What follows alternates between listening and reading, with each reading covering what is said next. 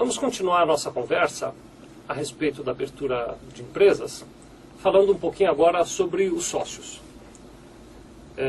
Imagino que a essa altura, pelo fato de você estar se interessando em assistir esse vídeo, você já tenha definido o formato como você quer operar. E muito provavelmente até já saiba quem são os sócios que você terá nessa empreitada. Antes de falar sobre os sócios, eu quero dividir com você dois conceitos muito básicos. Me perdoe se eu estiver chovendo no molhado. Primeiro, o conceito de pessoa jurídica.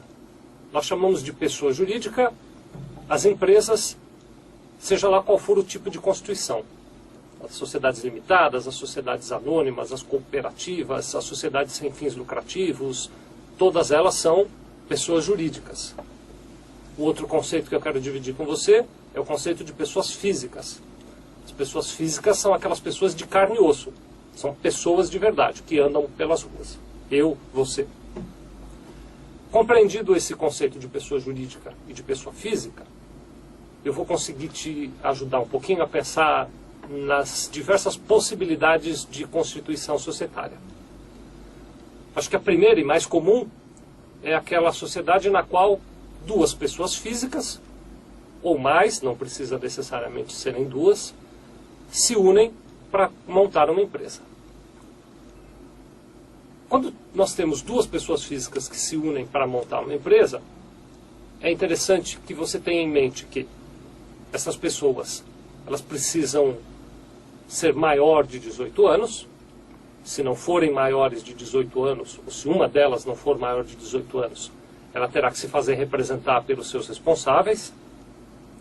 Além disso, elas têm que não ter processos relativos à questão de falência ou de outros crimes falimentares. A questão, eventualmente, de existir processos de cobrança de dívidas comuns, ou mesmo um nome inscrito no Serasa, ou coisas desse tipo, não impede você de abrir uma empresa. É claro que depois de aberta a empresa, a situação pessoal dos sócios vai refletir na situação da empresa. Mas mesmo tendo, por exemplo, um protesto ou um nome no Serasa, você pode abrir uma empresa, como pessoa física. Outra possibilidade que existe é quando nós temos uma sociedade entre duas pessoas jurídicas, ou mais do que duas pessoas jurídicas. São quando as empresas se unem para fazer nascer uma terceira empresa.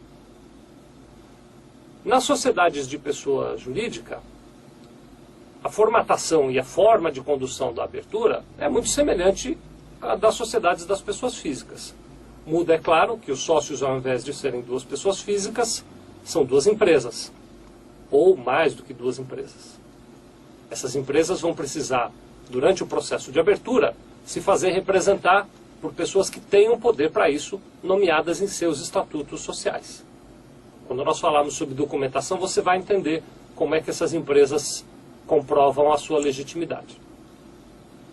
Também existe a possibilidade de você ter uma sociedade que envolva pessoas físicas juntamente com empresas, com pessoas jurídicas. Uma empresa, por exemplo, e uma pessoa física se unem para fazer nascer uma terceira empresa. E aí nós temos uma situação mista. A pessoa física entra na sociedade com seu próprio nome e com seus próprios documentos, e a empresa entra na sociedade com seu nome e com os documentos desta empresa.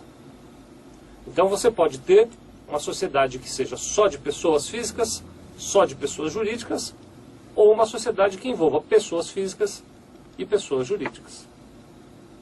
Nós vamos continuar sobre esse assunto. Muito obrigado.